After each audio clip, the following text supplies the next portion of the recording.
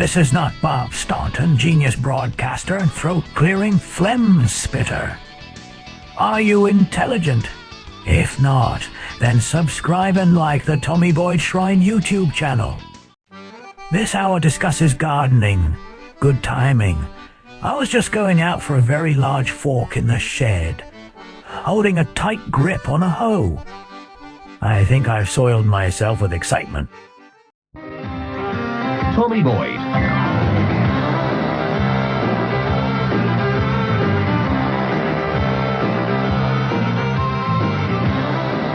I don't want to disappoint my agro-business team who've been working on the hour that we are going to present to you now between 2 and 3. But I do feel that there may well be mileage, important mileage, to be had from picking up a ball which somebody tossed into the arena in the last hour of the programme, the Angry Hour.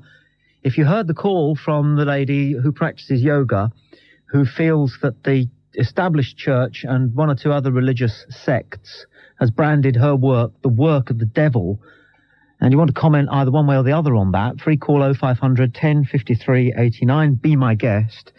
As a hangover from the last hour, Susan in Hampshire did actually call on that topic. And Susan, you wanted to say what? Welcome to Talk Radio. Hello, Tommy. Can I just say to you, yes, this lady is not at all off the mark, because a short time ago, I'm a trained healer on the National Register of Spiritual Healers, and one of the local people who was a minister of a local evangelical church found out that I was training to be a healer, and he came rushing round with a pamphlet, which I have here, and on the front of the pamphlet is a big spider's web drawn, and radiating off this spider's web are all the evils that you're going to have if you're anything to do with any kind of spiritualism. And coming off this spider's web, you have things like hypnosis, clairvoyance, spiritual healing, the desire for comfort, sexual deviation, acupuncture, palmistry, tarot cards, firewalking, the desire for knowledge, karate and martial arts, Eastern religions. The desire for knowledge? Yes, it's all radiating off here. Satanism and perverted acts and black magic, they're all lumped together. So we'll never see University Challenge straight after Songs of Praise then, will we? So this lady is not at all wrong saying about aromatherapy. I talked to someone the other week about this, and she's also evangelist, and she said, well, once you start opening up all this belief in things and receiving things, it's evil. But you see, we've always said Jesus was not a Christian. He was a great healer, a very simple, loving man, and he had no dogma. He went out and helped people. He tried to teach them to behave the way he behaved.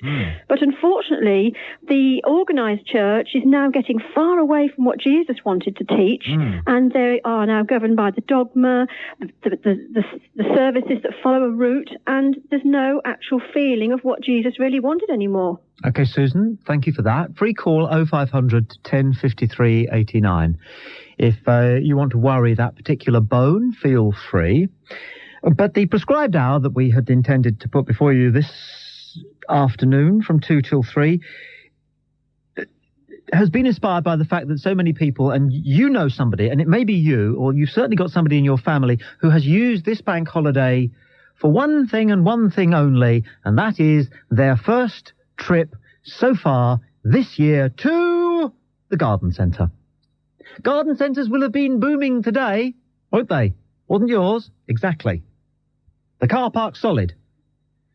The till queue going right the way round past the secateurs. As everybody gets ready to do a little bit of gardening. As everybody gets ready to give the garden its first go. Why? Why? Yoga isn't the devil's work. I honestly wonder whether gardening is. Seriously. Free call 0500 1053 89.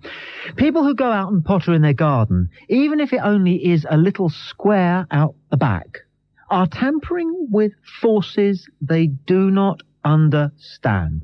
Surely that much is certain. Surely that much is clear.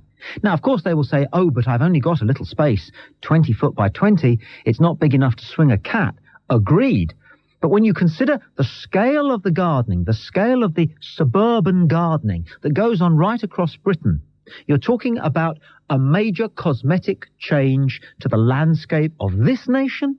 And when you consider that the Germans and the Swiss are even more manic about it than we are, okay, you've got practically the whole of an entire continent of Europe, which bears no resemblance whatsoever to the way nature intended. Now, nature intended it to be one way for a set of very particular and very important reasons. There are no broad-leaved plants left in Europe. They are weeds. They are destroyed. There are few broad-leaved trees left in Europe. People don't want them in their garden because it's a pain come autumn to get rid of all the leaves, and they don't blossom, do they? So they put ornamental trees in their gardens and flowers in the gardens, where before there were broad-leaved plants and broad-leaved trees. We need broad-leaved trees. Once it was possible to travel from the southernmost tip of Britain to the northernmost tip of Britain and never leave forested land. Now, somebody intended the world to look like that, and the world no longer looks like that. And a serious question has to be given serious thought and a serious answer. And that serious question is this.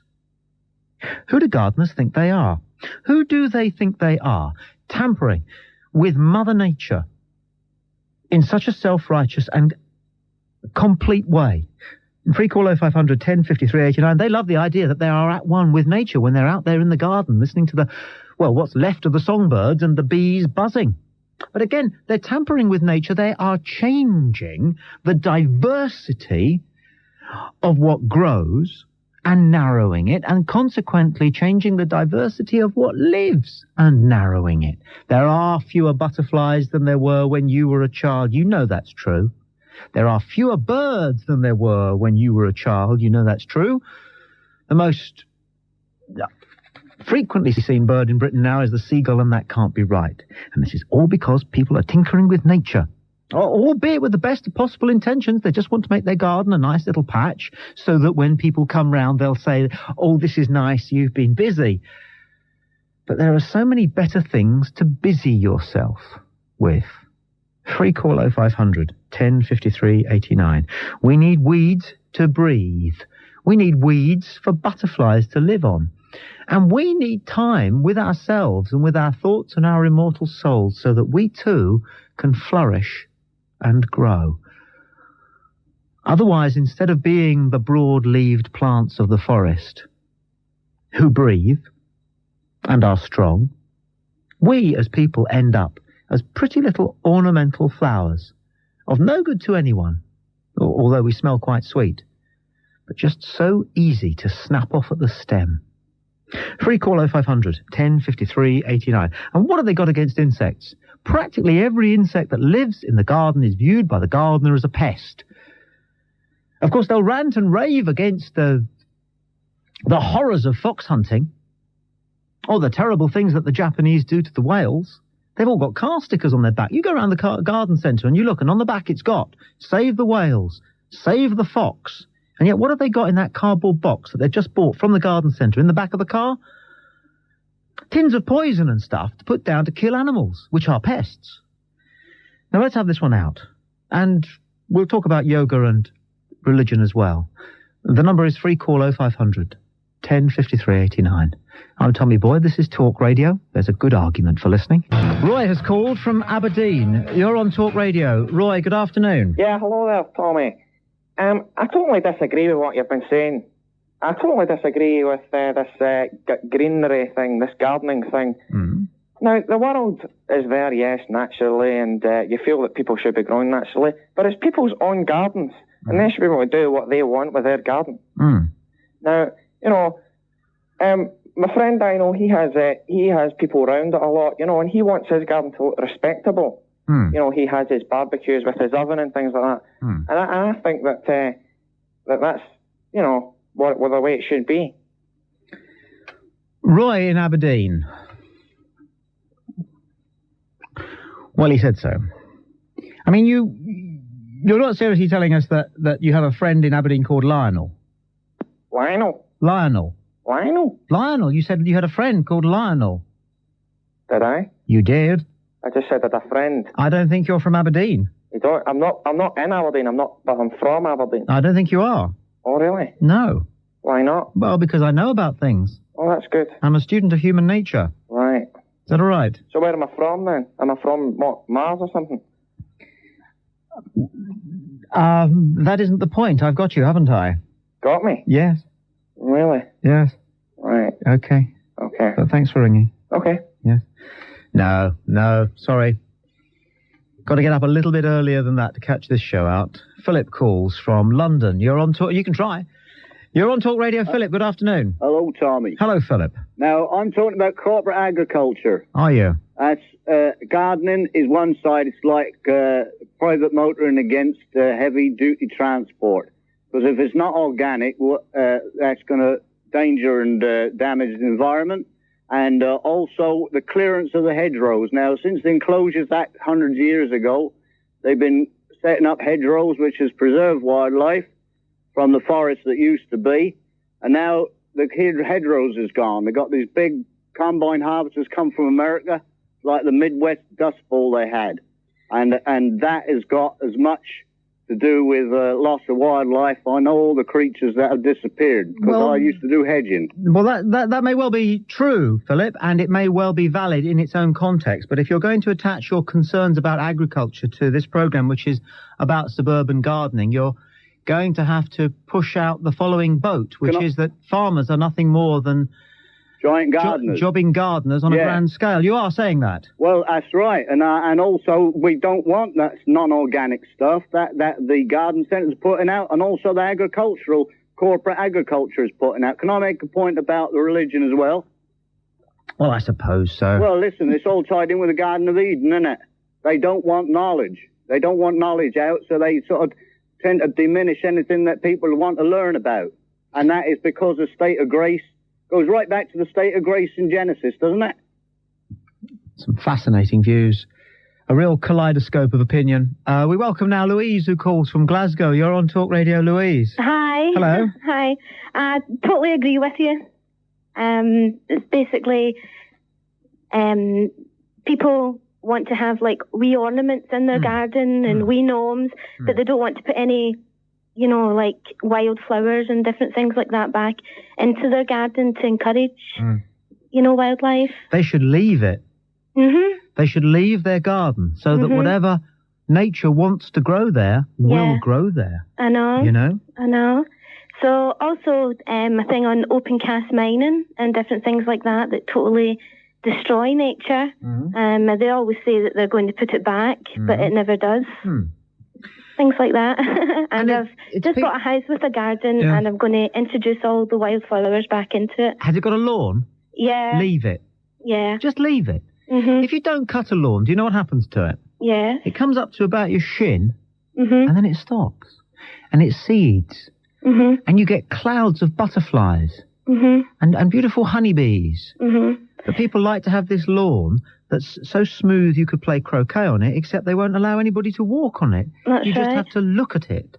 That's right. And there's something wrong about it. There really is. Yeah, definitely. Listen, could I also say, I just switched on just as the guy from Dundee was phoning in about accents. What? Terrible man.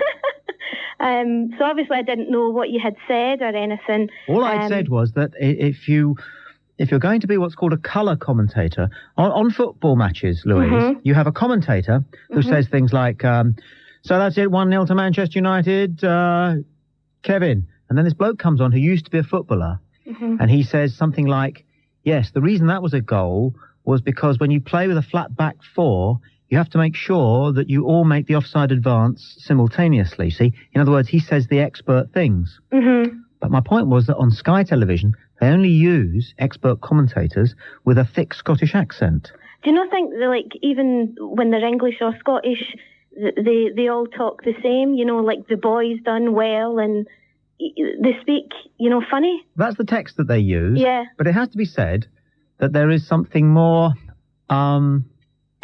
terrace-like, and something. It's possible to sound more passionate with a thick regional accent, which, for the sake of argument, we'll call Scottish. We'll say the Scottish accent is a thick regional accent. It just makes you sound more as though you're a man of the people, I suppose. I suppose. I mean, nobody's taking away any of Andy Gray's credentials as a football commentator, just that the accent adds something to it. And then you've got Alan Brazil, who wasn't the player that Andy Gray was, but there he is doing the same job, and the two of them are interchangeable. That's right. That's the only point I was making. So back on to the woman's name has slipped my mind. It's a lady with red hair, and she does interior design gardens now, who has a thick English accent. Do you know who I'm talking about? I'm proud to say no, I don't know. You know how you've got all these... Not Carol Smiley. No. She's very nice. No, I like her. She's like nice. She's like changing inside people's houses. Yes. It's a woman. She's got a really thick English accent, and she does. You can't have a thick English accent. Oh, I can hardly understand her for it that way. No, because there's something, a thick Scottish accent. Yes, you can have because it's quite sort of, there's a kind of an emotional mucus about a thick Scottish accent, isn't there? Yeah. But a strong English accent is really rather sort of thin and whiny and nasal. Well, she's basically promoting... Oh, hello. Like she's promoting, like, to make interior gardens, to take away all the natural parts of your garden. I see. So what you're saying is that over gardening is an English problem. It's an English condition. No, I don't think so. You can make that argument work because if you know your history, you will know that it was the Tudors who pioneered ornate gardening. Right. And the Tudors were largely an English line. Yeah. Now the Stuarts, of course, they were all in favour of letting nature take its course, and the gardens and the parks that they built were all replicas of Mother Nature. So if you want to make up the argument that the English are responsible for us over gardening the country to death, I think it would almost work. Yeah, well, depending on how provocative you want to be. That's it on now. Everybody's watching TV, so they're all watching this lady, transform all these gardens sort of thing. So I don't think it should be banned from television. Free call 0500 10 53 89. I'm Tommy Boyd. This is Talk Radio. There's a good argument for listening.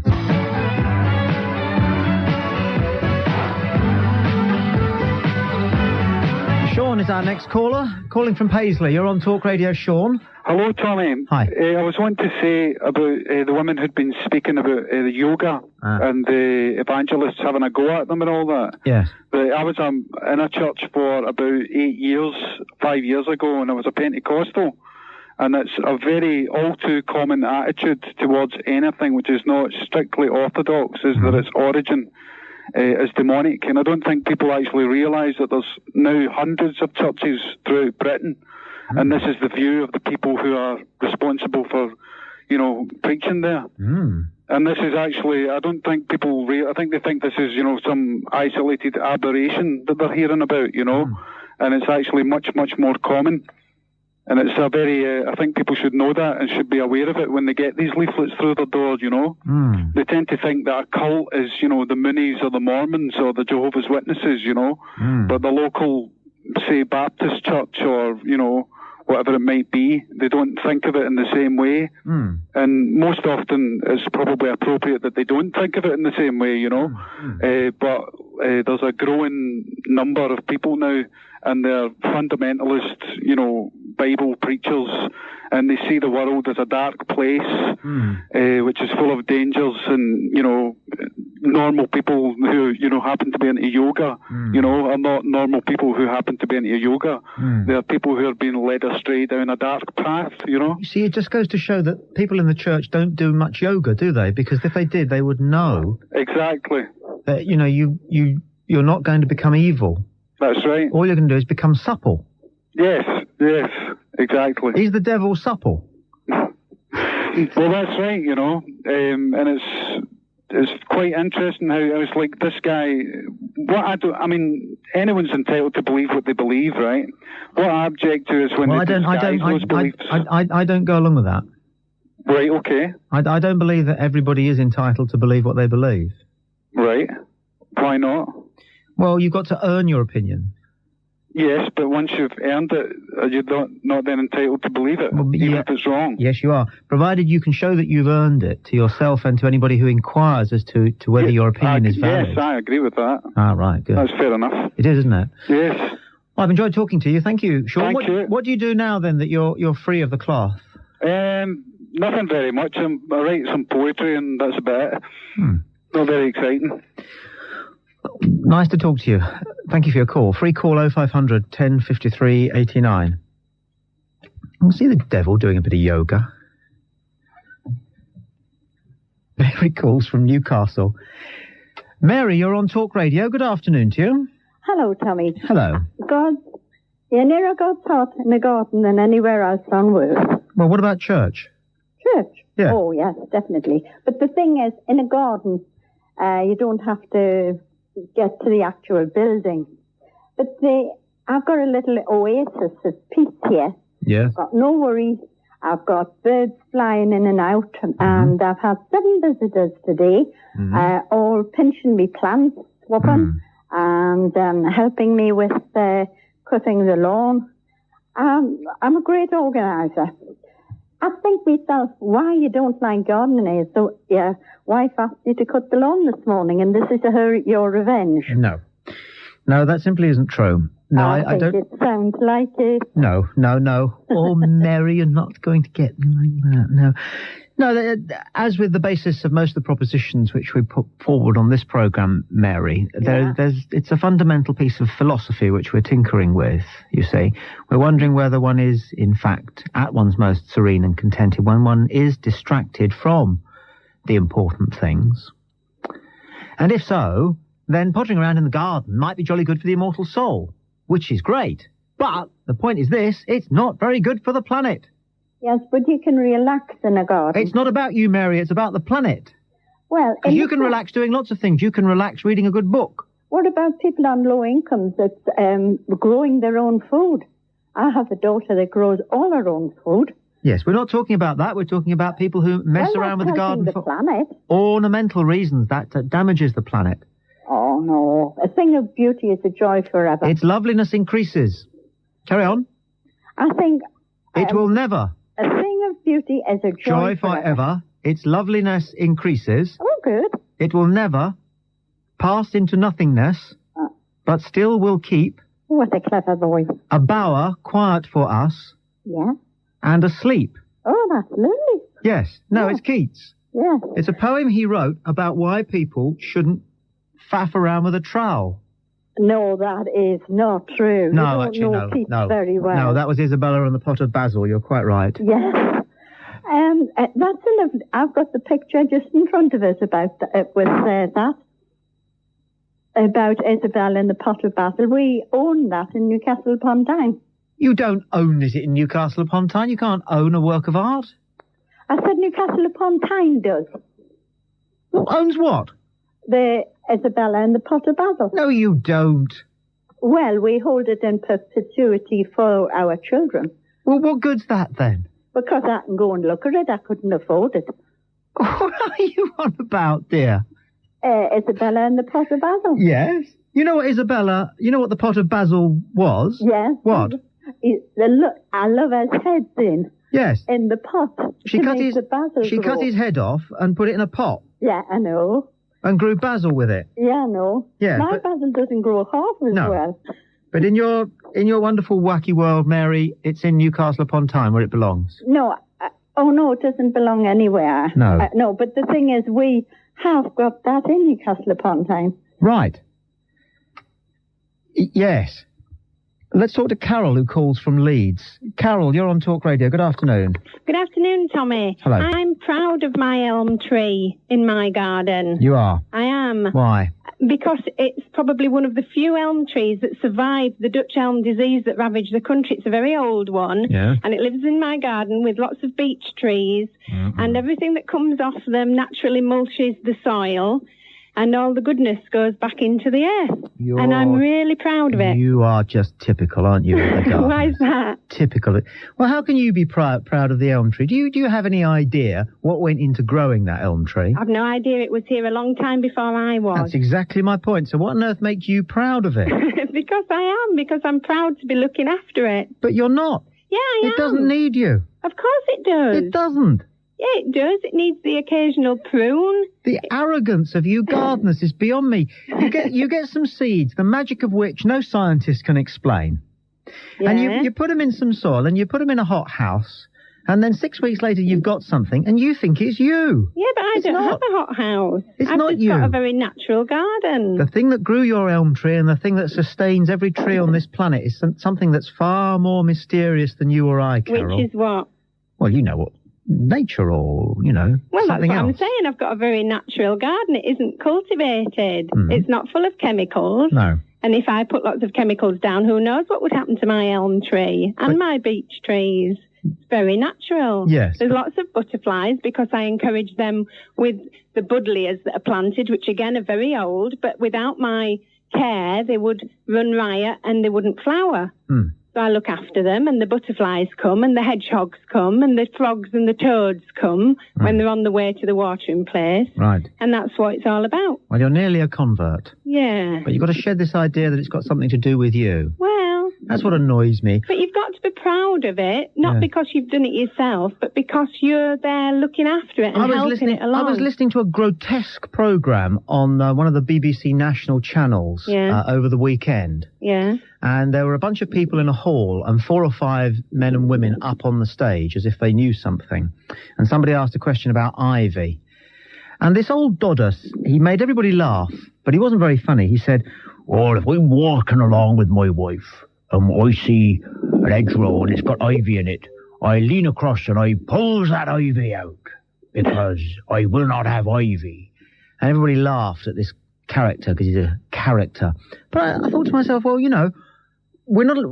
People recognise nowadays that you can't behave like that towards animals, and animals are living things, but so are plants. Yeah. And if God wants a bit of, or whoever, Mother Nature, I don't know, wants a bit of ivy to grow there, leave it alone. You should see my ivy. Good At the for bottom you. of my garden, I've got an old air raid shelter, a brick-built one, and it is covered in ivy. And the ivy winds up the beech tree, and it does the beech tree no harm at all. Yeah, there we are. It just drops off when it's ready. Yeah. And I touch it. That's it. You're a friend of the planet. I am. Simple as that. Free call 0500 1053 89. Griffin calls now from Bristol. Griffin, you're on Talk Radio. Good afternoon. Hello, Tommy. I've got a complete jungle out here, mate. Good for you, boy. Well, I just left it. I come in here, when I moved in here about 9 months ago, it was all cut and weeded and all in straight lines and all arranged in order of heights and that. And I just left it. And now, as I look out my window, that's the only garden I do from this side of the window, it's a complete jungle. And my cat loves it. Fantastic. He goes out there, he sits in the long grass, which is getting like elephant grass. When one of the local cats comes around, he jumps out and attacks them. He loves it, and I love it as well. So I look out there, it's all green and high and healthy looking. A cornucopia of biodiversity. Yeah. However, it won't be long before the council come round. Yeah, they love it. All these other people, have got gardens, cut lawns and things, even though it's only 8 foot square. Yeah. They buy lawn mowers. Yes. It's madness, isn't it? Madness. I mean, madness. How can that be good for the environment? Buying all those plastic lawn mowers, they have to be manufactured to cut 8 foot square of grass. Yes. And the cats don't go and sit in their gardens, I can tell you. They're in my garden. And if you have a good little jungle. If you've got a jungle, then you can. Do you ever watch the red ants when they come out fight the black ants? The what? The red ants. Well, I can't really see it from this side of the window. I'd never go out there. You know what I mean? I do, but it's one of the few bits of theatre, one of the few decent shows that nature puts on in a British garden, and that's when the ants are out on a muggy day, and they have a go at each other. Free call 0500 1053 89. Nigel calls from Barnsley. You're on Talk Radio, Nigel. Good afternoon. Nigel, hello. Doreen in Birmingham. It's you. Hello, Doreen. Tommy. Doreen. Thanks for having me on. I'm sitting here and I should be in the garden doing my gardening. No. Now, Tommy, look, there's nothing like a garden, a nice garden. I've got all pots in my garden now because I'm getting too old to dig. And I've got dozens of pots. But I have got a patch, 9 foot by 3 foot, which is full of wild flowers. Maybe old age is God's way of telling you to let it lie in the garden, Doreen. No, listen, when I was a child, there was a garden by my mother's house, and I used to stand for hours looking at it, and she'd got a plaque, the lady who owned the house, in the garden, and I'll tell you the little poetry, and I was only about 5, and I can still remember all until I got married and left home. I used to always look at this garden. Now, you listen. Adam was a gardener, but gardens are not made by saying, oh, how beautiful, and sitting in the shade. Doreen? So when you're... Doreen? Yes? No, thanks. Listen, it won't be a minute now. No, it won't. No, no poems. No, this is a poem-free zone. I won't tell you the rest of the poem. Oh, do you promise? Look, No, I this promise, is a... Look, I promise. people like you who like gardens also like, you know, not only shallow-rooted plants, but shallow literature, dear. No, yes. no. Listen, Tommy, now, you said we was going to have an argument, so listen to this. Did I?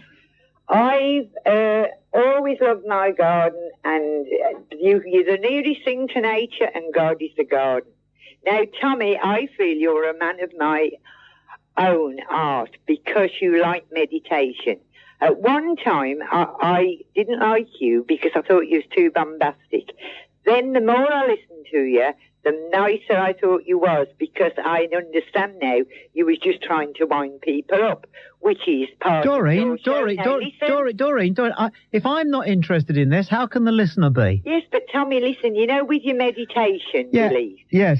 Why don't you? That's right, I'm trying to find a point. Just 5 minutes. Are you listening? No. Just 5 minutes. No, I'm not. I promise you, Doreen, since you asked the question, I promise you, I'm not listening.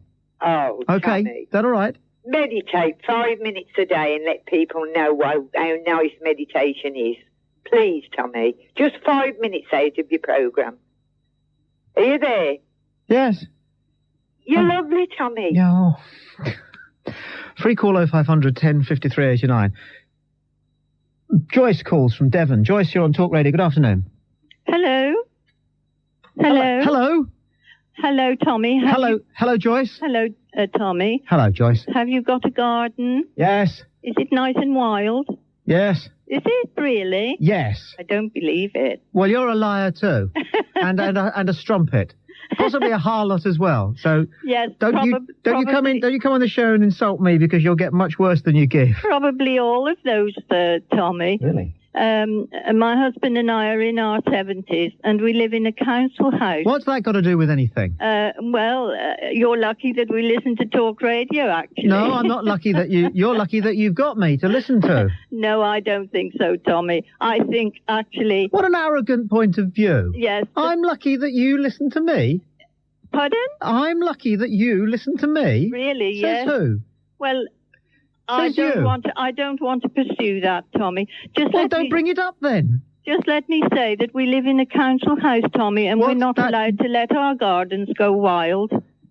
You know, we should be, I think, evicted if we did. No, you wouldn't. Well, we would be told off. People like you come in. Oh, don't be such a coward. Don't be so timid. Don't be such a wimp. Don't be such a weed, to put it appropriately. Yes. Come on, Joyce. We have an awful job to keep it going, but you see, we grow vegetables because it's cheaper. I don't trust anybody who pronounces vegetables. I never have done, and I never will do. I thought you knew where I came from by my accent. It isn't Devon. Don't you recognise my accent? I'm feeling very weak here. I might have to sit down in a minute. I'm just going to have a moment out by myself, if you'll forgive me, listener. Free call 0500 10 53 89. I'm Tommy Boyd. This is Talk Radio. There's a good argument for listening. Free call 0500 10 53 89.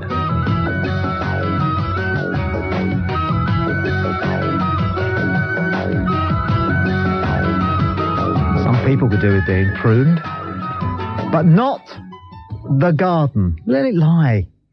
Let it lie. Attend to your mortal soul, or play with your children, or somebody else's dog, or something.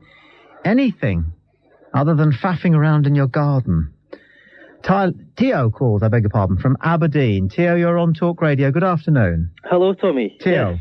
I was calling about lawns, Tommy. Lawns? And how I think that they're just a source of madness and oddness. They're very odd. And I was thinking especially lawns with small signs on them saying, please keep off the grass. And how I just find that very odd. It's very English. I think it's very odd. I think you're right. I think you're right. You don't see manicured lawns, do you, in France or in Sweden? You don't see lawns at all in Spain because they've got very little grass. But It is a type of obsessiveness, isn't it? I think so, yes. Looking after a lawn. An eccentricity, I think it's very odd. Yeah. It's very amusing. Yeah, I mean, and a lawn is no good unless, of course, you can play football or cricket or rugby or something on it. That's right. Lie on it, but That's right. you could lie on, well, you can just let the grass grow, really. You put a blanket down on it, it's much more romantic. Yes, yes. I've never liked gardeners, really.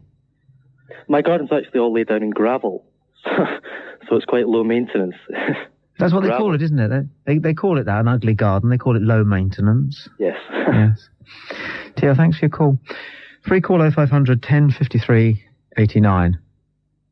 Elizabeth calls from Cheddar. You're on Talk Radio. Elizabeth, good afternoon. I'm back gardening. What a super day to do some gardening down in Somerset. It's been a beautiful day today. The sun's been out all day and it's been lovely spring day. What a lovely spring day for gardening. Shall I rearrange those words into a sentence for you? Well, I do a bit of gardening, like my dad planted some conifer trees, about 6 inches, Yeah. and they growed about 2 inches now within the last 3 months. Yeah. And I expect it to take about another 5 or 10 years before they grow properly, I reckon. I imagine. There's a full length, Tommy. Yes, yes. And do you like gardening? Well, I'm beginning to think I don't. You don't like gardening? Yeah, Elizabeth, no. Yeah, it's good for your house, though, isn't it? Bit gardening, out in the fresh air and that. Yes, well, there are other things you can do if health is your priority. It's your mental health that I worry about, Elizabeth, if you're too interested in gardening. I know it obviously hasn't affected you, but I think some people who garden too much can begin to wind down. Yeah. Are you thinking about health-wise? What it is, I used to be overweight. I used to weigh nearly 20 stone. I've lost 10 stone by doing a lot of walking and gardening. Well, mostly by not eating. And suppose you've got to do exercise as well. And you are right, Tommy, because you have got to eat less, because if you ate a lot of fatty chips and done some gardening, yes, you wouldn't lose weight, would you? No. No, Elizabeth, thank you for your call. Ray is next, calling from London. You're on Talk Radio, Ray. Good afternoon. Yeah, hello, Tommy. Yeah, I got up early this morning. I took a big breath of fresh air. I looked around at the unspoilt woods up the top of my Abbey Woods there, and then I got to my gardening. And, I trimmed the edge of the lawn and made the flowers look lovely. And, it just looks super out on my balcony now. Because I unroll the grass, you see. I unroll the grass, and then I get all the plastic plants, and I stick them all up everywhere. It looks superb. I almost won a prize last year with my balcony, and it's all plastic, and it's super. What do you think? Thanks, Ray. Michael calls now from Tamworth. You're on Talk Radio. Michael, good afternoon to you. Oh, hello. Hello, Michael. Oh, hello. Is that Tommy? Michael. Hello. Hello. Hello. Now, listen, I've been listening with great interest to this programme, right, of yours, and I think it's brilliant. Basically because you can get a lot of different opinions, and I think when you're talking about manicured, what I call manicured gardens, and the people who keep them that way are unstable, because they're using all this water and they ought to be cut off because it's a total waste of money, right? And the next thing is, are you still there? I'm hanging on your every word. Yeah, the next thing is, I like a pretty wildish type garden and let things grow, but... I wouldn't be allowed to go anywhere, you see, this is the thing. What? Would he be allowed to go? Well, you said, am I still there? I couldn't go. Oh, sorry. You was very quiet, you see. I know, but, you can't just go if you're at work. You can't. I could go. Oh, right, oh. But then I'd have to explain where I went. Oh, of course, obviously, yeah. I mean, I'd love to have a wander now. In fact, I might go and have a wander. No, don't go wander. Listen to me, right? No, now you put the thought into my mind. I really fancy going for a little wander. No, don't go. I'll tell you what I'll do. I'll give you somebody to talk to. All right. This is Gwyneth, who's in Brighton. Oh, yeah? Now, if you play your cards right... Yeah? Gwyn, I should say. Yeah? Gwyn, are you there? Yes. Michael would like to have a chat with you. Yeah? Yes. And the two of you can just have a little gab fest. Yeah? And, I want to talk to you, Tommy. No, I'm going. Are you going? No, he's not. Stay there. No, I'm not. No, stay there. Right, listen. The other It thing was is your idea, Michael. You've got all these trees going up all around the country now, right? Called conifers. Well, people call them trees, and they're not really trees because they're genetically engineered to grow for miles, right? And people who plant them and I think, oh yeah, I've got a lovely hedge, but in theory they haven't got a hedge because they just cut out the light from everybody. The reason I thought I'd go for a walk is because there's nothing against you, Michael, or Gwyn. It's just that I'm mortally bored. You're bored? Bloody cheek. No, I said it's not you. I'm just saying why? Because it's a cheek. We're special. We're gardeners. Well, I think that's what it is. Hang on, we're not all gardeners. No, the trouble is, I think that's what it is. I think it is everybody who's phoned in to say how wonderful gardening is. Oh, no. Has been, painfully boring. That poor woman you talked to, she said that about the gardens being overgrown. They can get turned out of a council house or if their garden's overgrown. I know, but that's boring. I mean, I wish they would. But you said that they wouldn't get turned out, but they do get turned out. No, they don't. And they do. But it's a boring point to make. Yeah. Oh, yes, they do get turned out. I know, but it's boring. It's not interesting. It's the trouble with gardeners. Because they don't argue. Because gardeners, if they spent more time with people and less time messing around in the potting shed, well, you talk to your flowers as you're working with them. I know, but you don't listen to them. Right. Gardening is... See, they can't answer you back. Right? Do you see my point? No. I know lots of people who talk to their animals, but they don't listen to them. And you lot talk to your tulips, but you don't listen to them. And you talk to people, but you don't listen to them. Oh, I listen to them all right. No, you I don't. was listening to you talking to that poor woman. No, right. Listen, all these gardeners who keep these gardens nice and tidy and lovely, to their mind, ought to be locked up because they're wasting all the world's resources with all this water they're using to keep them that way. And nobody can walk on them, and all they go around and say, oh, isn't that pretty? Now, the other type of gardener who plants these great big conifers... You've said all this. Stop being... You've said all this. Yeah, but they ought to be locked up as well. Well, I told you it was boring before. Now you're saying exactly the same thing that you said 5 minutes ago, which was deemed boring then, and now you're saying it all over again. Yeah, but I've got to get my point over, see, because you've got a big audience, right? Well, why get it over twice when it was boring the first time? This isn't boring. It is boring. It is. I'll tell you something really interesting now, okay? What I would do... now, wait a minute. I'll be the judge of that. Now, I want you to imagine that your most sensitive parts are attached to electrodes. Right. All right? And if it's not interesting, because you said it would be... Yeah. All right, you're going to get a jolt. Oh, okay. All right, and you've got to react accordingly. Yeah. Okay. All right, you've got 30 seconds not to be boring, starting now. Right, okay. When I win the lottery, what I'm going to do is going to set...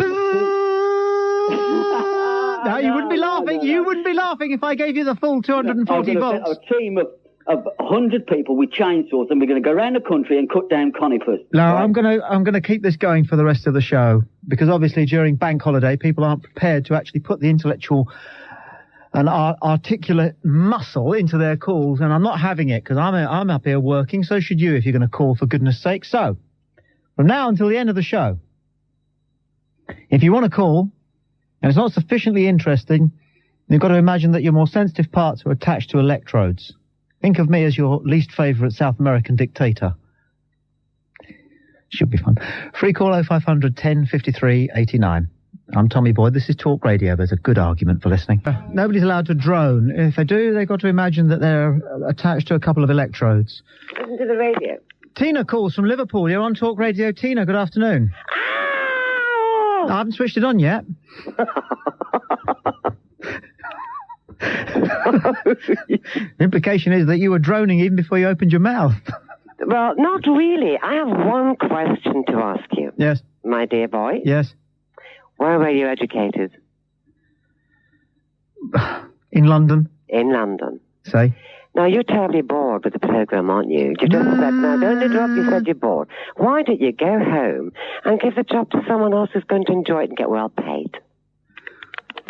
She's gone. Free call 0500 10... That's a very good question, actually. Free call 0500 10 53 89.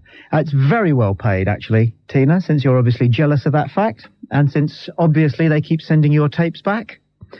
Julie calls from Teddington. You're on Talk Radio, Julie. Good afternoon. Good afternoon, Tommy. Julie. Tommy, lots of lovely green grass and lots of different types of trees.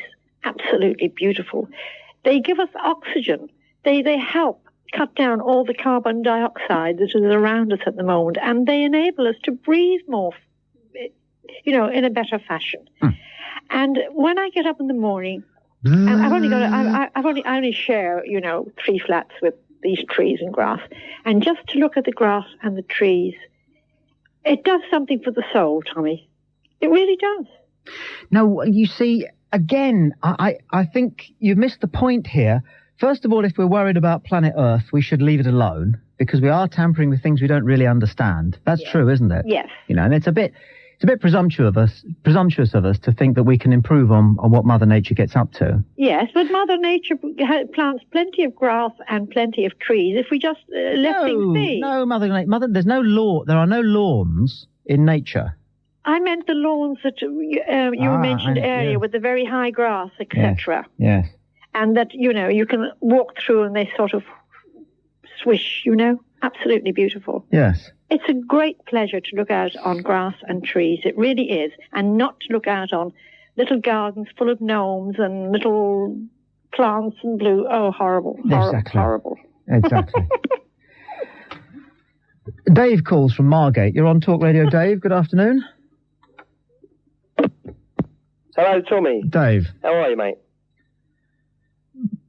Listen, I want to talk to you about being better, to be honest, but anyway. Being creative. Yes. Are you being creative, what you're doing? I mean, you're a type of journalist, aren't you, yeah? Make your point. The point is, so you haven't answered me, so you haven't made your point, really. My point is, are you saying what you're doing is creative? Because you're trying to say, really, that people that spend time doing what they want, how they want, in the gardens, isn't really worth it, is it? That's what you're trying to say. No, it's not, no. Isn't it? What are you trying to say? No, that's what I'm saying. That's what I am saying. So, then? No. I think I think that's a type of creativity. And what you're doing, in your own right, you might say, is being creative, yeah? Do you not think so? Right, yeah, yes. So I think, there is a few boring old farts out there that like to put the old signs like that Scottish bloke said about the signs on the grasses, saying keep off. I can understand that. Yes. But it's nice to see a bit of colour as well, though, isn't it? It is. Tommy Boyd.